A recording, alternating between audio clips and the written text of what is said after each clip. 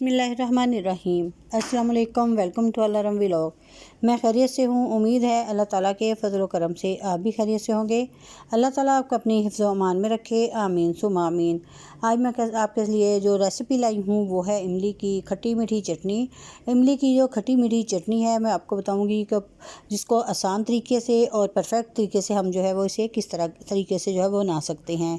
इमली की जो चटनी होती है उसे हम पकौड़ों के साथ, दही बल्लों में, फ्रूट चाट के अंदर और पकौड़ों के साथ, समोसों के साथ, गर्ज से कि हम इसका इस्तेमाल जो है बहुत सारी चीज़ों के साथ कर सकते हैं जो बहुत ही मज़ेदार और जायके वाली होती है।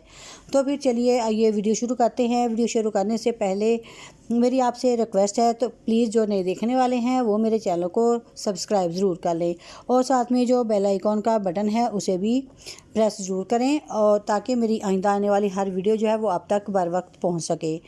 तो फिर चलिए ये वीडियो शुरू करते हैं। बिस्मिल्लाहिर्रहमानिर्रहीम। इमली मैंने ली है 1 पाव यानी कि 250 ग्राम है। सबसे पहले तो इमली को जो है वॉश करेंगे। वॉश करने के लिए मैंने जो है पानी इसके अंदर डाल दिया है। इसको ऐसे ही हल्के हल्के हाथों से जो है मल के धोना है। बहुत ज़्यादा मल के नहीं धोना कि जो इमली की खटास है, खट्टापन है वो निकल जाए। इसलिए ये देखें मैंने इतना सा मल के इसको धो लिया है और अच्छे से साफ़ हो गई है। धोने के बाद अब मैं इसको करूँगी बॉयल। बॉयल करने के लिए मैंने ये जो मेजरिंग वाले कप हैं वे मैंने 3 पानी के डाले हैं और इसके साथ ही अब मैं इसके अंदर डाल दूँगी इमली। इमली को डालने के बाद अच्छे से जो है इसको बॉयल करना है क्योंकि इमली को मैंने पहले नहीं भिगोया था, इसलिए हम इसको जो है वो तकरीबन 10-15 मिनट तक जो है इसको पकाएंगे ताकि जो इमली है वो अच्छे तरीके से जब वो गल जाए। क्योंकि मैंने पानी भी इसलिए इसके अंदर ज़्यादा डाला है ताकि जो इमली है वो जब तक गलेगी तो पानी हमारा जो है वो काफ़ी हद तक जो है वो कम भी हो जाएगा। हमने इसको तकरीबन 10 मिनट तक जो है वो पकाना है। अभी 5 मिनट हुए हैं। अभी इमली जो है थोड़ी थोड़ी सी कच्ची है। जैसे ही ये पक जाएगी अच्छे तरीके से, ये देखें 10 मिनट हो चुके हैं। इमली जो है अब काफ़ी हद तक जो है वो गल चुकी है। अब मैं इसको जो है चूल्हे से उतार लूँगी।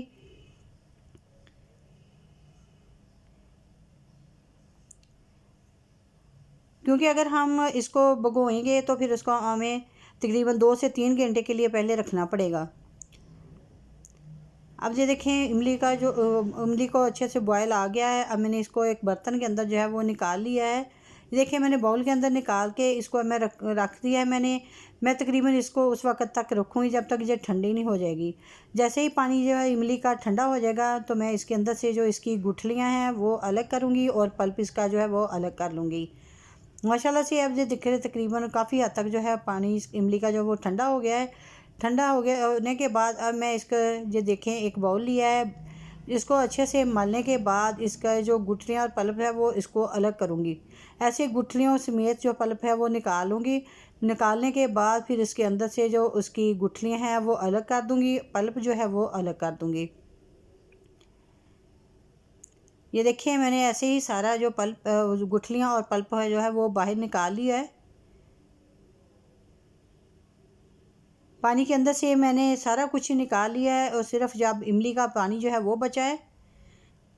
ये देखें अब मैं इसके अंदर से जो गुठली हैं वो अलग कर दूंगी और जो इसका पल्प है वो अलग कर दूंगी।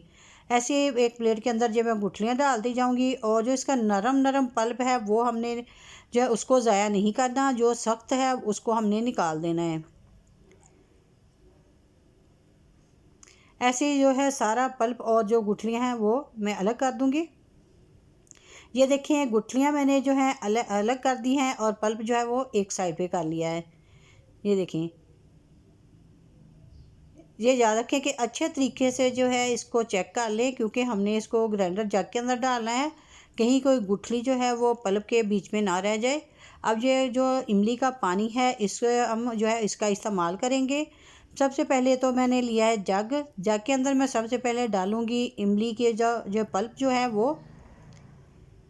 ये देखें ऐसे सारा पल्प जो है वो जग के अंदर डाल दिया है। अब इमली का पानी जो है वो मैं ऐसे ही ऊपर से नथार के जो है वो डाल दूंगी क्योंकि अगर कोई नीचे गुठली वगैरह ना हो। छन्नी के साथ मैं इसलिए नहीं भून रही क्योंकि इसके अंदर पल्प भी है, वो सारा पल्प जो है फिर वो निकल जाएगा, और साथ में बारीक से जो सख्त सख्त ज़रे हैं वो भी हो, इसलिए जो मैंने ऊपर ऊपर से डाला है। और साथ में ही मैं चीनी जो है वो भी डाल रही हूँ। चीनी मैंने 1 प्याली, यानी कि ये भी 250 ग्राम है, मैंने डाली है। 250 ग्राम ही मैंने ली थी इमली, और 250 ग्राम ही मैंने चीनी डाली है। इसको डालने के बाद अच्छे से ये देखिए ग्राइंडर जग के अंदर डाल के इसको बहुत ही अच्छे से जो है वो पीस लिया है। ये देखें कितना ये स्मूथ सा बैटर रेडी हुआ है।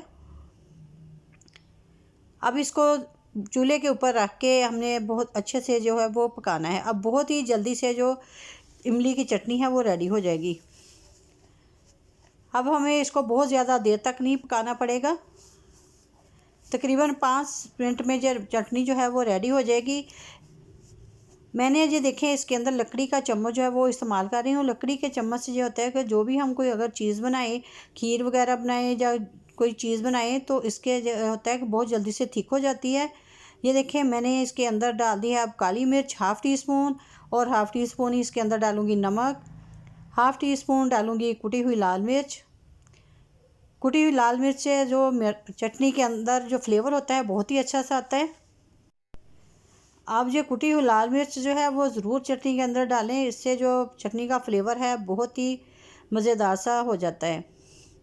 माशाल्लाह से ये देखें चटनी जो है पकते हुए अभी 5 से 6 मिनट हो चुके हैं, और चटनी काफ़ी हद तक जो है वो गाढ़ी हो चुकी है,